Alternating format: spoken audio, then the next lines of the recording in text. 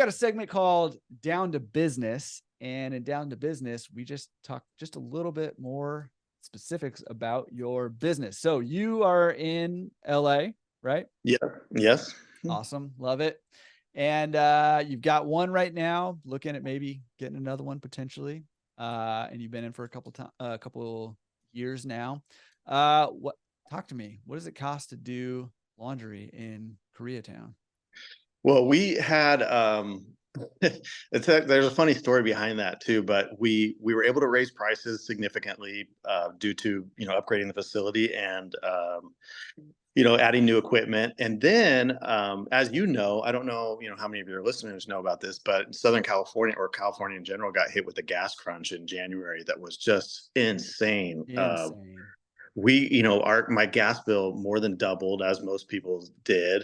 And that just wipes out all your profit, really, because the gas bill is one of your biggest expenses. And for that to more than double was like crazy. So we all kind of, everybody in the industry was like, all right, well, we got to change our dryer times and drop them from 8 minutes for a quarter to 5 minutes for a quarter. And I had done a change like the month before from 10 minutes to 8 minutes. And I got a ton of backlash. And one of my employees was like, hey, they don't really say much when you change the washer machines, but we sure get a lot of complaints when you change the dryers. And I was like, because we did it, that was around the time we had just got the new equipment installed. So we were doing a little bit of price changes and kind of experimenting. I was scared to do it, didn't want to do it.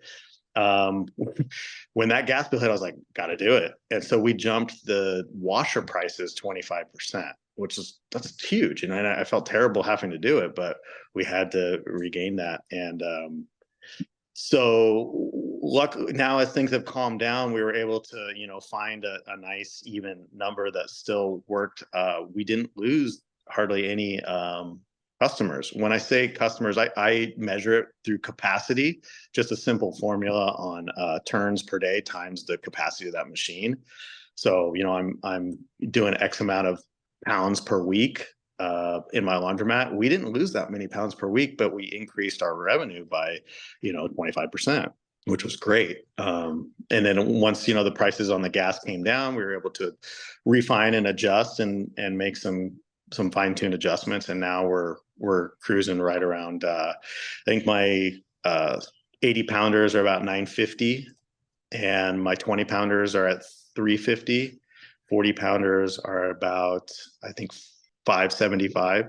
Yeah. So oh, that's awesome. And I think that's interesting feedback, because I found that to be true also about the dryers and washers, where customers, for whatever reason, they complain about the dryers, and the washers, you can raise the prices, and it just doesn't seem to bother them as much for whatever reason. But I'm wondering if it's because of the time thing, right? And there's a lot of laundromats in LA even that are like 3 minutes for a quarter and are charging, like that, wow. which is just kind of interesting. I know a lot of people went to full cycle dry, which is a scary transition to make too. Yeah. So I got some feedback on that, and a lot of people, even my mechanic was like, hey, we suggest you don't do that. This is not the area for that. We had a guy we did that for, and then within 24 hours, he was calling us to come back and change the prices back to, to not do full cycle dry. Yeah. Yeah. It's an interesting, there's some kind of psychology there that I don't fully understand, but it is kind of interesting. And I know too, a lot of you Midwesterners are out there being like, what, you charge $950 for 80 pounders or whatever? We're at like $14. Yeah. I've read some of those crazy. Facebook things, and I think a lot of people forget where people are there. A lot of people just call people out on, oh my gosh, that price is just crazy or whatever, whether it's on the high side or whether it's on the low side, but everybody forgets where they're dealing with. And the East Coast, if you can double that for a vend price, it's just really, really interesting, but not here. Yeah, well, it is interesting, and it's a little counterintuitive, because when you think of like LA versus like Kansas or something, you're like, well, yeah, LA is going to be more expensive, but it's actually not true. And I think a big part of it is there's a lot more competition here, like a lot more. Yeah. And so it does have downward pressure on the pricing here. But interesting. But you seem to be pretty much in line with what I'm seeing around. So everybody back off. All right. He's Uh, no. All right. So what about, I mean, you mentioned capacity. I love your formula for capacity with turns times, pounds of the washers. I mean, can you talk a little bit about like what kind of turns are you doing, or capacity, or Yeah. how are you thinking about that? Yeah. So I keep a really good spreadsheet. That's a weekly spreadsheet of basically, broken down per size of machine. And then I also have broken it down a couple times into even if it's the same size of machine, like what's the age of the machine? Like if this one's 30 years old and this one's, new, am I doing a lot of difference in business? That's And nice. yeah, it's great feedback to know. I remember Andrew Cunningham was like, why would you ever do that? And I was like, well, I just want to, get microscopic about it so that I can see what adjustments to make. And so my spreadsheet just shows all the different size machines, how much money I collected out of each one of those, or out of each type of machine. And then the formula is pretty simple. It's just divided by the vend price, then divided by the amount of days in the week.